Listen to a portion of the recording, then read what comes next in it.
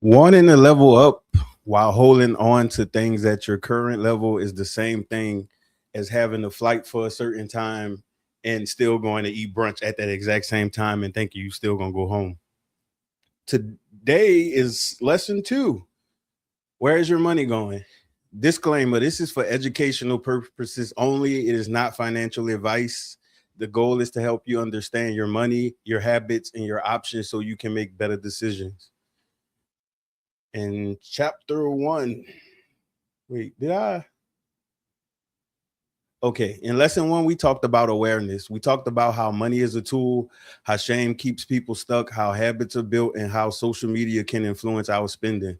Now, in lesson two, we're going to take the next step. We're going to talk about where your money is actually going. Because before you can save more, pay off debt, build credit, invest, or build wealth, you need to know one basic thing: what is happening in your money?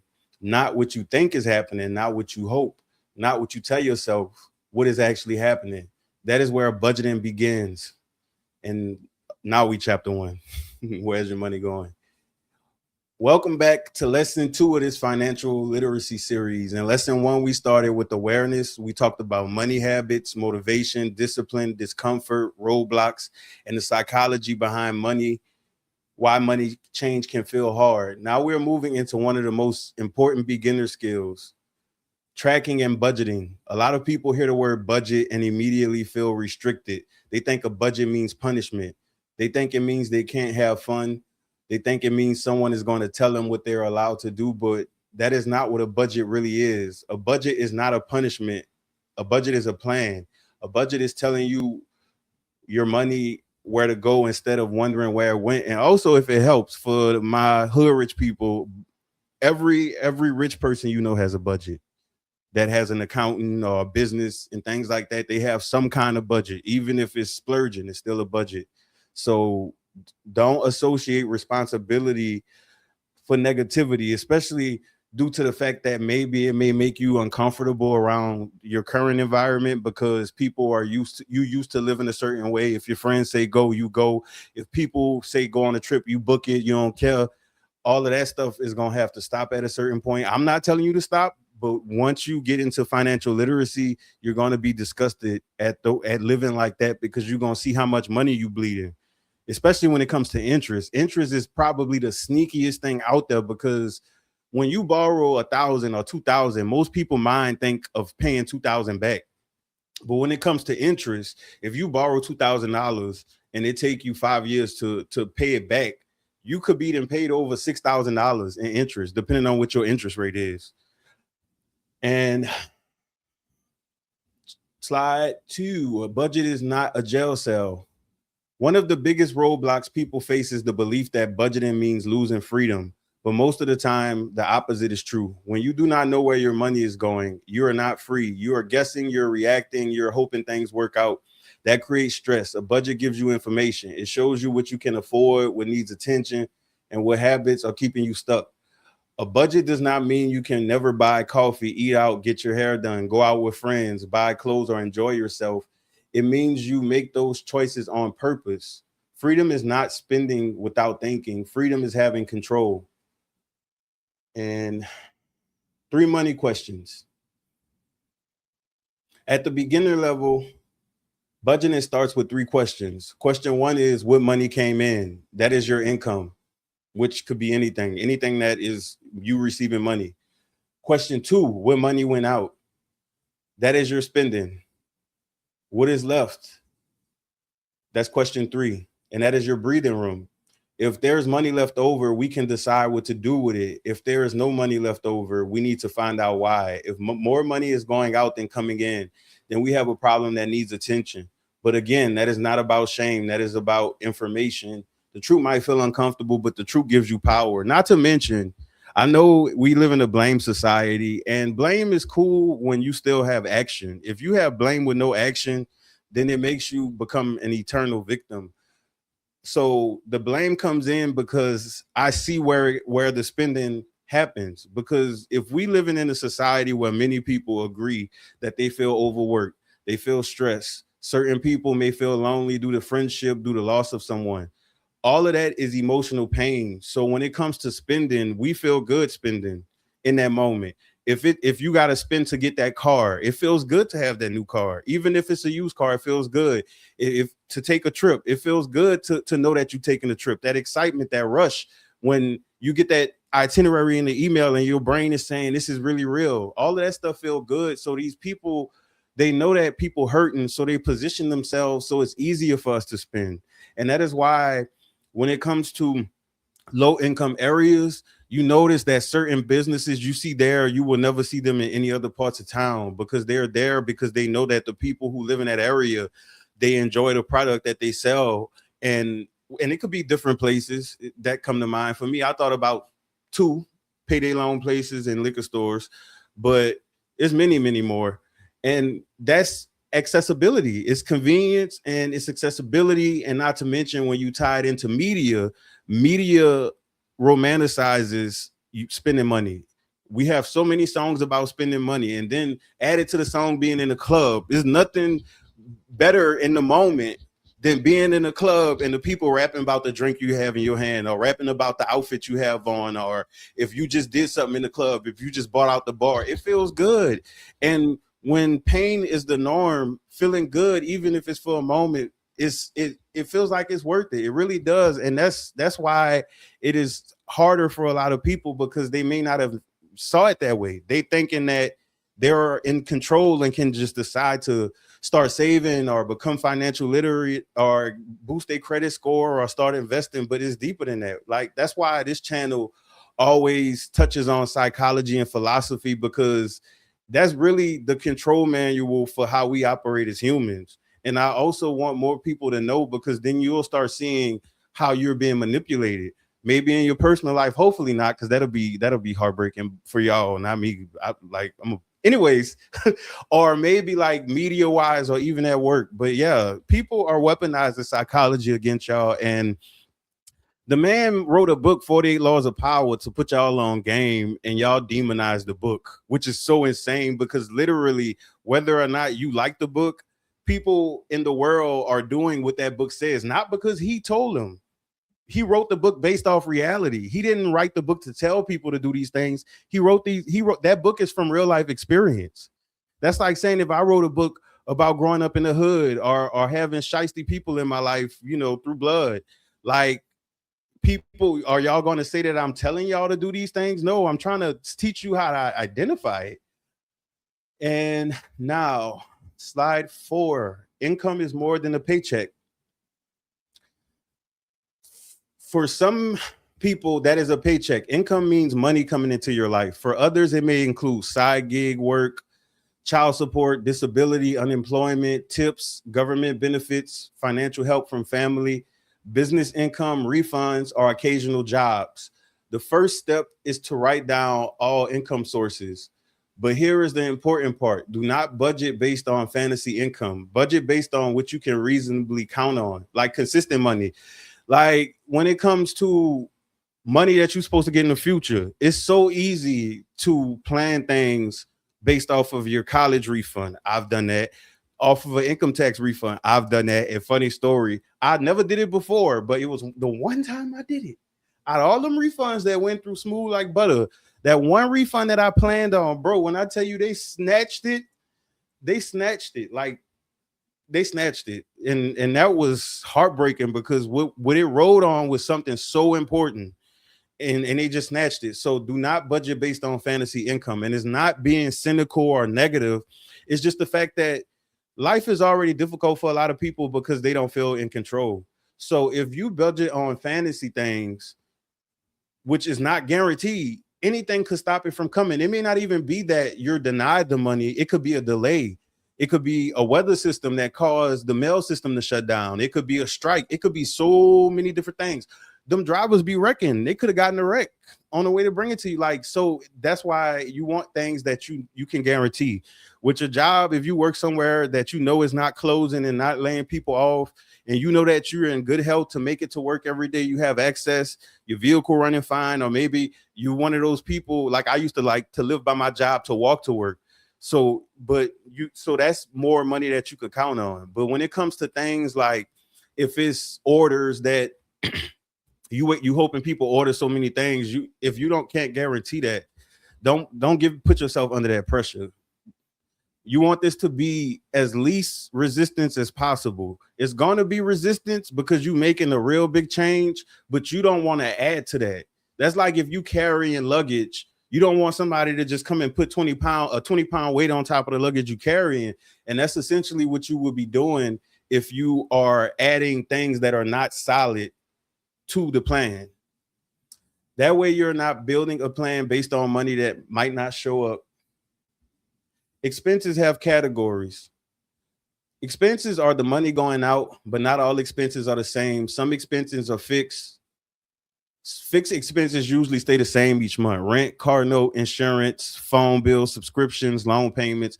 For insurance, y'all be careful with distracted driving, baby. One wreck is all it takes these days for your insurance to go up, especially if you live in a city that already has high insurance rates because of the percentage of people that are uninsured. Some expenses are flexible. Flexible expenses change: grocery, gas, utilities, household items, personal care. Some expenses are debt payments, credit cards, payday loans, personal loans, medical bills, buy now, pay later, overdraft fees. For medical bills, some people may already do it if it's high enough, but always ask the hospital if they have grants or if they have some type of financial assistance department. Do not just get the bill and then immediately start paying. Always look at your options, because the options are not presented on the front street because they know that the average person is just going to pay. That's just like with speeding tickets. A lot of people don't realize, if you live in bigger cities, when you dispute speeding tickets, a lot of the times the officers don't show up because they give out so many tickets and they're not going to be able to. I can't speak for them. I'm not 12, but yeah. So that's the same thing with medical bills. And then there's leaks. Leaks are the small repeated expenses that do not seem serious until you add them up. Fast food, delivery fees, convenience store stops, impulse purchases, unused subscriptions, random online orders. Leaks do not always look dangerous one at a time, but together they can drain your money quietly. But also to review, what do you buy from there? When you do fast food, is the food actually delicious to you? Is it something enjoyable? Is it because of convenience? Is it because, and I ask that because for me, I discovered that a lot of things I would do that required me to go in person wasn't because I was wanting to buy the product. It was because I liked the environment of the store. I liked the exercise I got. I liked the customer base there. A lot of people were like-minded to where we could hold conversations, or they might pick up an item and ask me, what you think about this, and stuff like that. It was that. So I was able to eliminate a lot of those things when I realized what the core of it was. With the convenience store, maybe you might have a crush on the person that worked there, or maybe every time you go there, you find change outside. So you don't necessarily have to completely cut it out of your life, because remember, we work in patterns. And when you're trying to change patterns, you have to slowly introduce it in. Otherwise, your true pattern going to slip right back in. And so if it is an ulterior reason, you can still go there, but just do less. Like if it's a restaurant that you like to go to because they have a live band, instead of ordering the full meal, get a salad or get an appetizer. Like you can still enjoy things, but just find a better way. And also ask yourself, what is the enjoyment I'm getting out of this? Because you can possibly replace that with something else. Like for me, if I like walking around and talking to like-minded people, I could just pay $10 to $40 a month and get a gym membership and do the same thing and get in shape. So you can always have an alternative. Or if it's that you like going to the club because you like to socialize with people and look at outfits, maybe you could do that at a fashion show or something. Like it's just, and that's just me throwing stuff out. And leaks do not always look dangerous one at a time, but together they can drain your money quietly. Chapter 6, needs, wants, and leaks. In lesson 1, we have introduced 3 labels: needs, wants, and leaks. And I also did state in lesson 1 that feel free to adapt those words to what you want. You may not necessarily want to use the term leaks. You can use whatever you feel comfortable. This is your life. This is your plan. This is not me giving you a strict 10 commandments of financial literacy that you need to follow the exact way. That is not how it works. When it comes to you making changes in your life, only you can prevent forest fires. No, but only you can do it the way that it works for you. That's like I'm saying if you do financial literacy, you got to jump up and down every time you wake up. Some people live above people. Some people live in, structures that don't call for that. Or some people may live in the woods and they don't want the better hit them. So, yeah, and a need is something necessary for survival, safety, work, health, or basic stability. Now, when it comes to needs, as a formal, financially illiterate individual, I used to find ways to justify wants and making it a need. Like, oh, I'm gonna need these new shoes because they more comfortable for work and they just so happen to be Jordans. Do not do that. You only hurting yourself and you only further enriching whoever you giving your money to. Now, if y'all give money to businesses that give you rental assistance, that give you rebates, like give you your money back or give you dividends, then by all means continue shopping. But these people are taking your money. Like when you start looking at your money being spent as someone taking your money instead of you spending money, it might change the way that you spend. Possibly, I don't know. Housing, food, transportation, utilities, medicine, basic phone service, childcare. A want is something that adds comfort, pleasure, convenience, or enjoyment. Eating out, entertainment, new clothes, streaming services, upgrades, hobbies. A leak is spending that does not really match your values or goals. It may even bring real joy. It just happens. That is the difference. A want can be planned. A leak usually runs on autopilot, i.e., impulse shopping, or sometimes a lot of times, well, see, the best way to say this is that when you're in the supermarket, the whole arrangement of that is by design. It is for you to spend the most money. That is why they have all of those things overloading you soon as you get in line. And if it don't get you, it'll get your children. They might want something, or the person with you might want something, or so it's by design. That's how autopilot and impulse shopping happens a lot for people.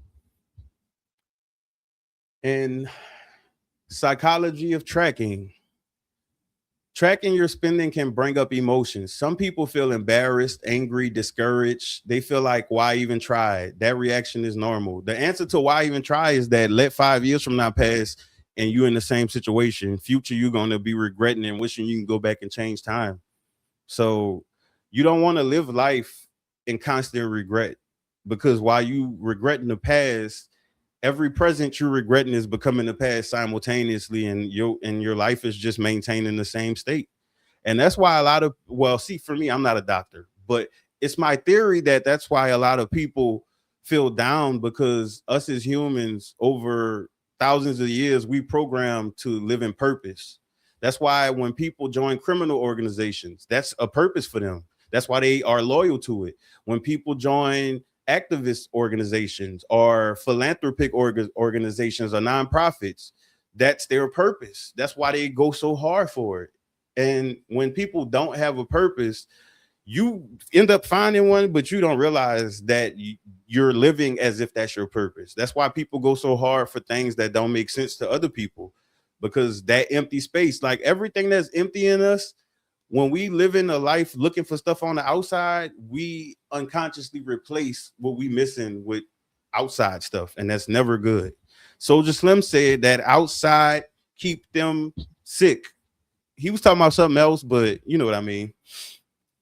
And that reaction is normal. When you start tracking, you're not just looking at numbers, you're looking at habits, you're looking at stress patterns, emotional spending, survival decisions. You're looking at choices you may have made when you were tired, overwhelmed, lonely, bored, or pressured. That can feel heavy, but remember this: tracking is not judgment. Tracking is a flashlight. It helps you see what has been happening in the dark. And also, that is why I made the video of mentioning self-love, because self-love helps all of this. Because when we haven't developed self-love, it's usually because we don't know what it looks like. We hear the word, we see people mimic the idea of it, and then we later find out that they were a liar.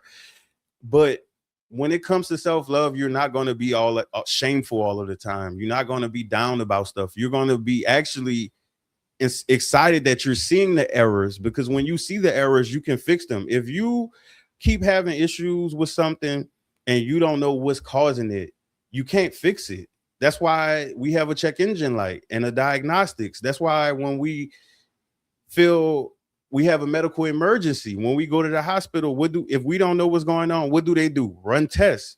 So when you look at things of your life of the past and actions and decisions you made, you, if you're truly in a growth mindset and into growth or trying to get into personal development, then you will see those things as areas of opportunity, and it'll make you draw closer to yourself, and then you will be able to be closer to other people. You'll be able to love different. Your love won't be sacrificed all of the time. Your love won't be always having to go above and beyond, or never saying no to people, or putting up with people. Ugh.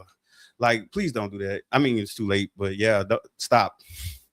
A lot. Chapter 8. A lot of, see, the first budget does not have to be perfect. A lot of people quit budgeting because their first budget does not work perfectly. They forget an expense. They underestimate groceries. They overspend in one category. An emergency happens. Something costs more than expected.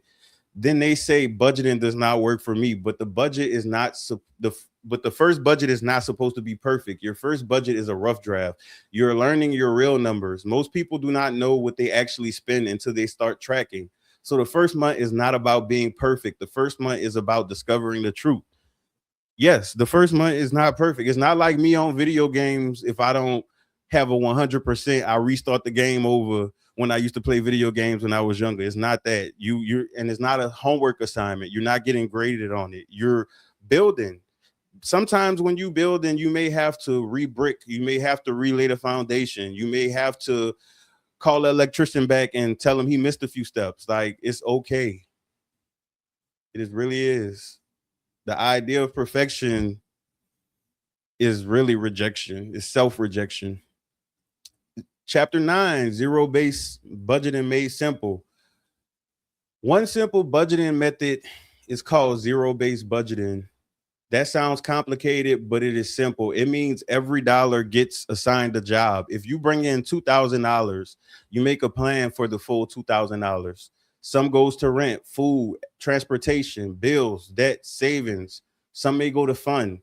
The goal is not to have $0 in your bank account. The goal is to have $0 without a purpose. So what they're saying is, instead of how some people may just save random amounts of money and then they go with the flow with the rest of the money, that's what they're saying. They want you to be intentional with your spending. So if you are aware that on average you spend $300 at whatever place, you fill in the blanks, and remember, you filled in the blanks. I did not. That is money that you already want to have planned, so you are in more control of when you do save. You're not pulling out your savings because you already planned for all of the the parlaying and the gallivanting, because money without a direction usually disappears. And then another method, and basically the zero method, let me and this is me simplifying these things too, because all of these I can definitely go in depth more, but since this is me getting a full financial series going, like, I made a video previously, but now this is just going to be its own playlist.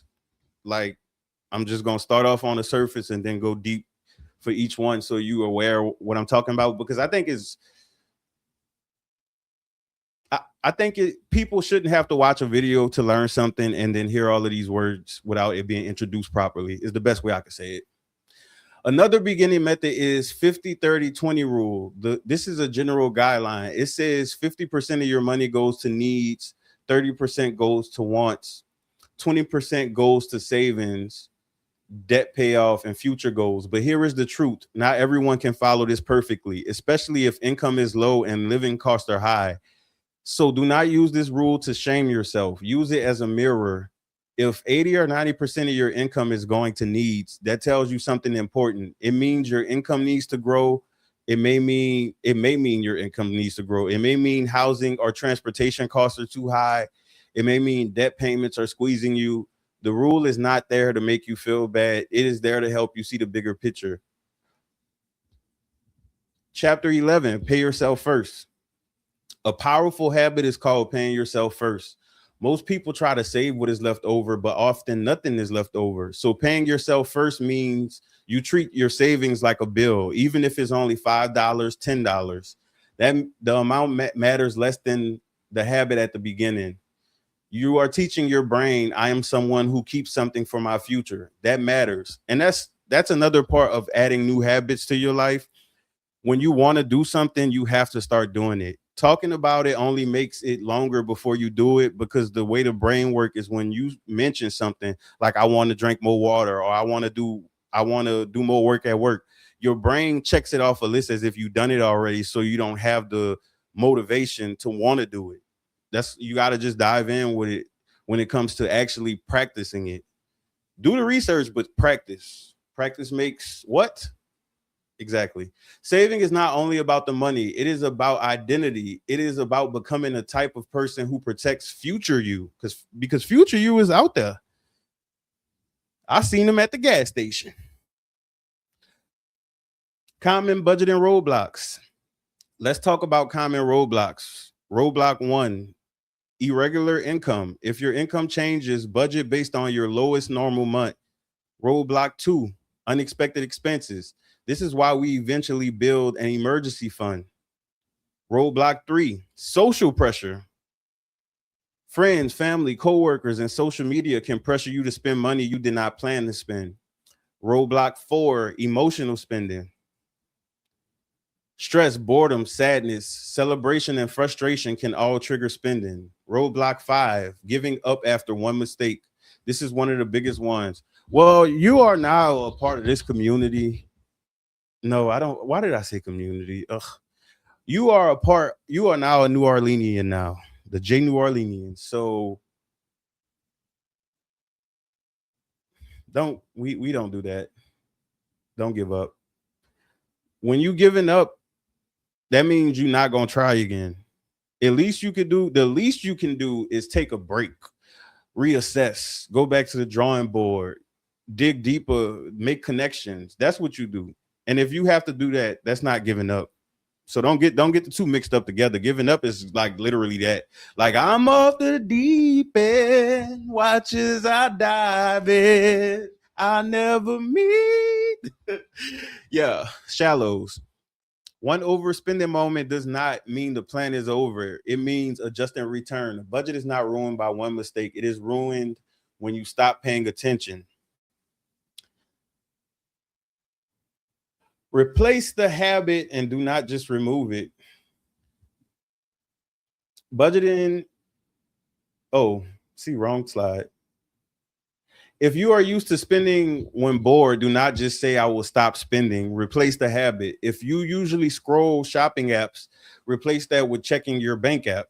If you usually doom scroll at night, replace 10 minutes with a budget video, a library app, an audiobook, or a free course.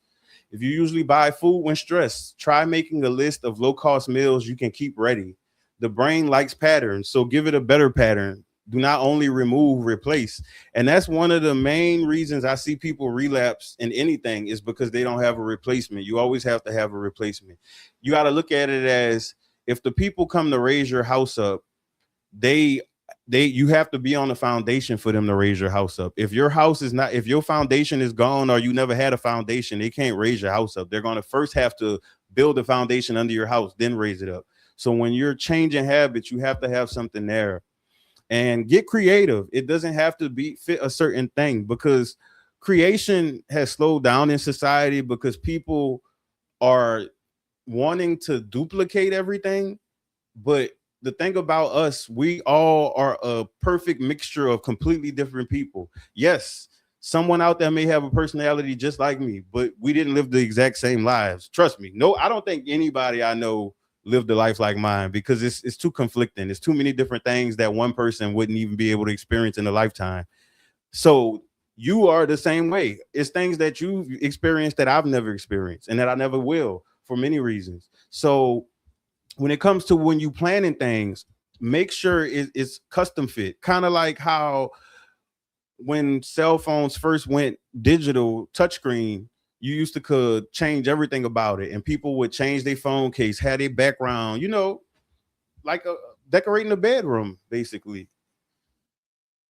And tools you can use. You do not need a fancy system to start budgeting.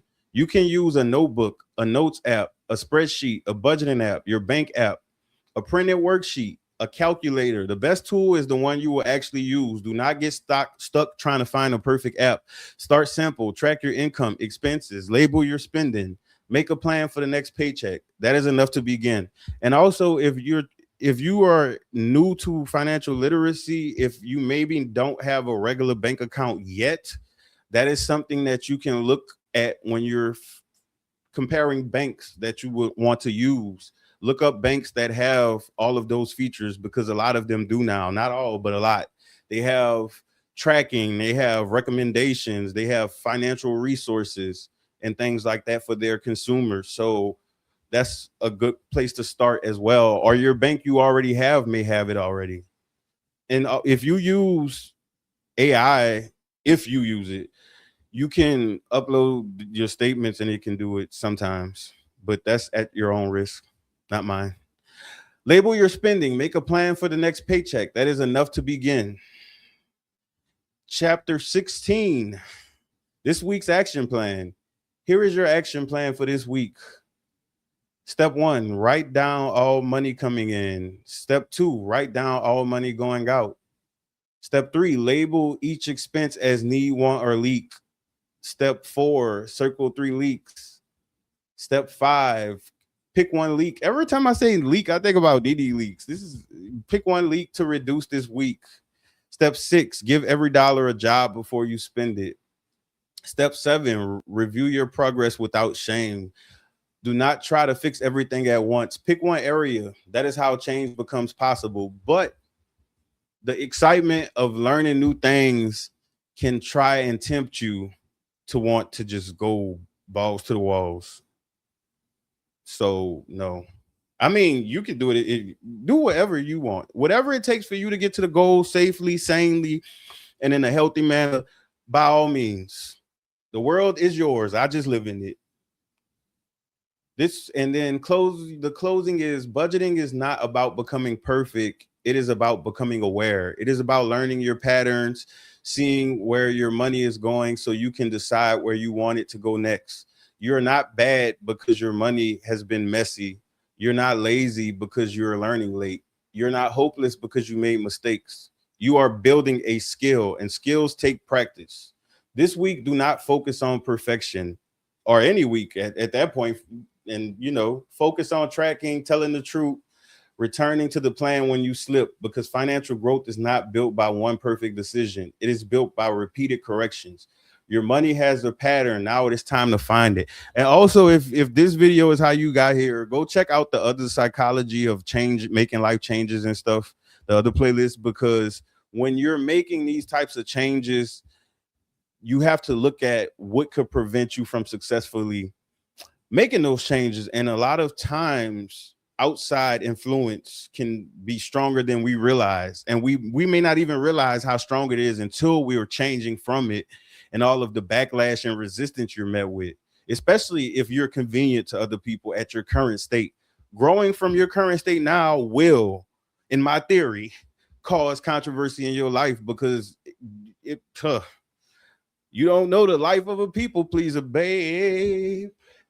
Thank y'all for watching, and shout out to 414 Uzuri for being the reason that I read comments again now. Y'all can thank her. And y'all don't mess it up either. Have a nice whatever time of day it is.